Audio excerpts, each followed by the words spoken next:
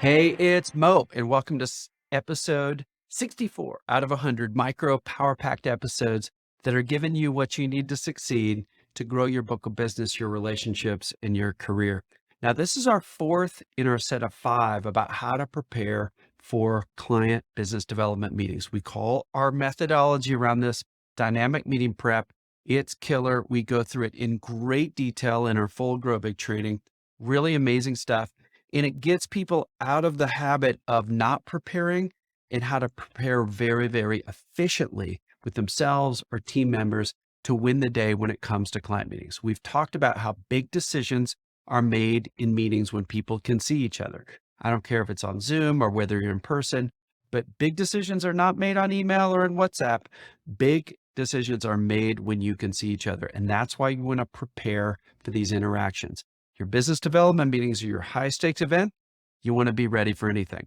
So in our prior couple episodes, go back and check these out. If you're dropping into this one first, we talked about the mindset you want to have. We talked about how many goals to have. We talked about how to frame the beginning of the meeting in the prior 3 episodes.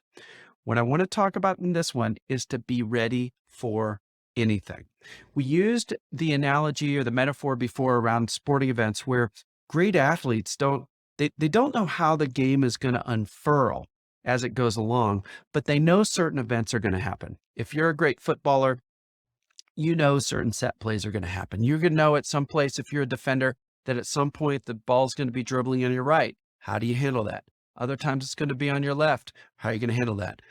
Over the top, how are you going to handle a header if you're close contact with other people? There are so many things that are going to happen naturally that you can probably, with high estimation, with a high certainty, you know certain things are going to happen in a game. You just don't know when they're going to happen. So you plan for all of them. And then as the game goes on, those things happen. They unfurl as the game goes on. This is how I want you to think about business development meetings. I want you to be ready for anything. Ideas of this.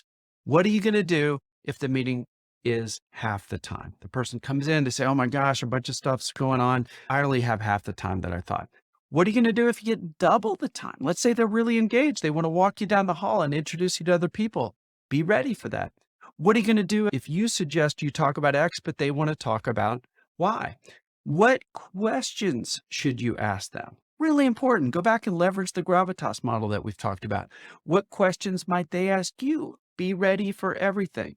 How do you want to handle different people? If fewer people that you thought were going to attend, if more people than you thought you attend, how can you do your research so you're ready for anything? How can you orchestrate commonalities between your team and their team to maximize the chance of likability across the whole team? These are all different things you can plan for. These are the set plays, the elements of what would happen in a sporting game. These are the things that can happen in a business development meeting. They happen all the time at business development meetings, but for some reason, we don't prepare for all these things.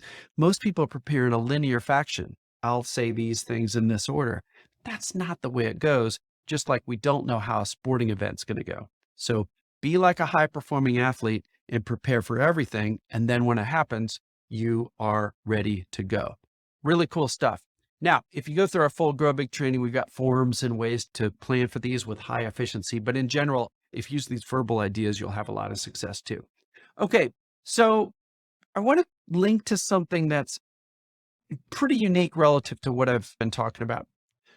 Ryan Holiday is one of my favorite authors. Amazing stuff. His book, The Obstacle is Away, is my favorite. The Daily Stoic's fantastic, but he's got so many others. He's got a principle about focusing on negativity and using it as a way for positivity. Now, how the heck could that make sense? I'll put the link down in an article he wrote down in the show notes. Super interesting.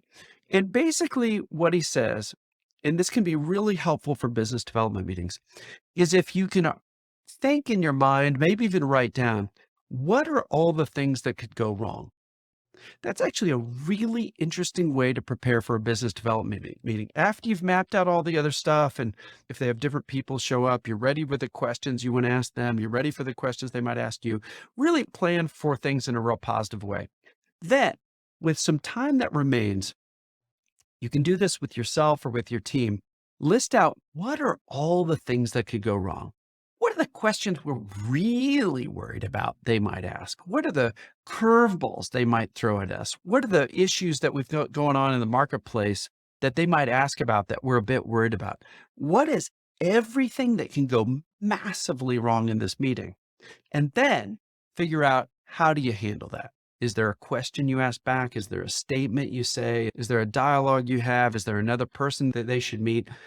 What'll happen is, if you think through all the negativity, all the negative things that can happen, and you list out how you would handle each one, it's amazingly powerful. And you'll go into that meeting with extreme confidence because you're ready for anything.